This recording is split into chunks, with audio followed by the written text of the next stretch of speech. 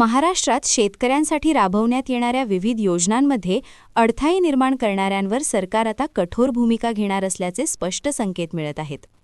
महसूल मंत्री चंद्रशेखर बावनकुळे यांनी अशा शेतकऱ्यांना थेट इशारा देत नियमांचे उल्लंघन केल्यास शासकीय योजनांपासून वंचित राहावे लागू शकते असे सांगितले आहे.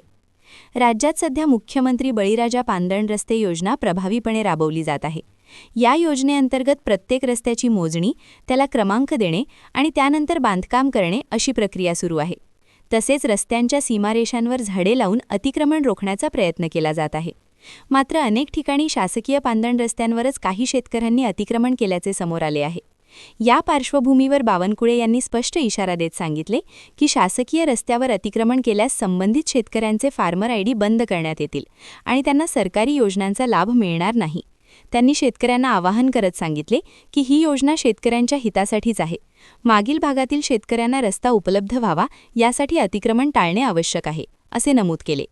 यासोबतच राईट ऑफ वे प्रकल्पांतर्गत एखाद्या शेताची विभागणी झाल्यास त्या ठिकाणी रस्ता उपलब्ध करून देण्याचा नियमही बंधनकारक करण्यात आला आहे. त्यामुळे शेतकऱ्यांनी सहकार्य करत अतिक्रमण काढून टाकावे असे आवाहन प्रशासनाकडून करण्यात येत आहे.